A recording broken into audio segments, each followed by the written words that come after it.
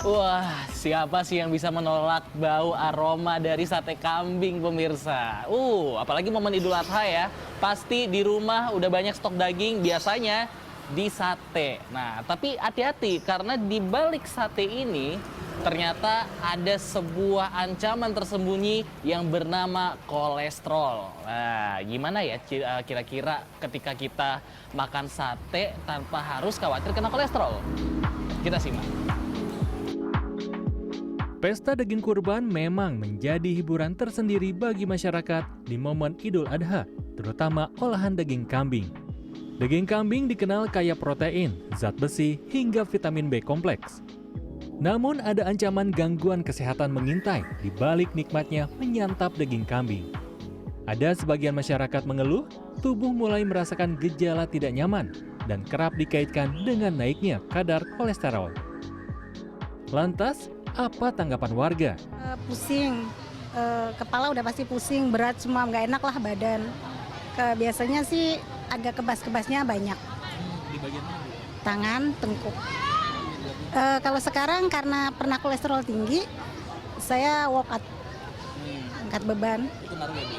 Ngaruh banget sama pola makan. Biasanya sih kalau saya agak tegang-tegang di sini gitu ya, terus kepala agak pusing, terus badan kaku-kaku gitu. Pusing, sininya apa kaku, pegel-pegel gitu.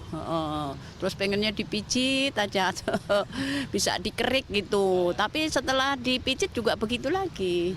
Ya terkadang kita banyak gerak aja olahraga, kita iniin sinar matahari, terkadang itu bisa menurunkan ya sedikit lah gitu. Lantas, benarkah daging kambing adalah penyumbang kolesterol terbesar dibanding daging lainnya? Menurut medis, hal ini ternyata hanyalah mitos belaka. Faktanya, kadar kolesterol daging kambing justru lebih rendah dibandingkan daging sapi atau ayam dengan kulit. Bahaya kolesterol justru datang dari cara pengolahan yang berlebihan, seperti dibakar gosong, disantap bersama santan kental, serta mengkonsumsi bagian jeroan atau lemak. Nah, ini salah satu kesalahpahaman yang juga paling sering ya. Tengkuk kaki dan pusing bukan gejala khas kolesterol tinggi. Kolesterol tinggi itu justru sering disebut silent, tidak bergejala. Jadi keluhan tengkuk berat dan pusing jauh lebih sering berkaitan dengan tekanan darah yang naik, alias hipertensi. Nah, kenapa muncul saat itu ada? Karena hidangannya cenderung tinggi garam misalnya, pada gulai, ya, sate dengan kecap dan bumbu asin, plus jeroan, ya, garam berlebih inilah yang menaikkan tekanan darah dan menimbulkan keluhan tengkuk tadi. Nah, jika kadar kolesterol sudah terlanjur naik, jangan panik.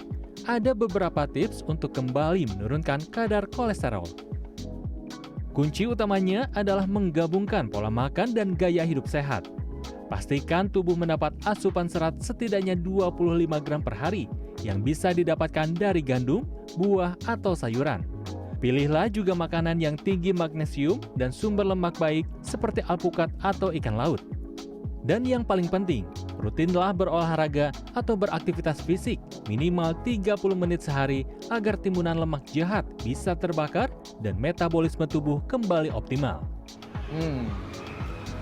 Nah pemirsa, gimana? Udah terjawab kan sama penjelasan yang tadi?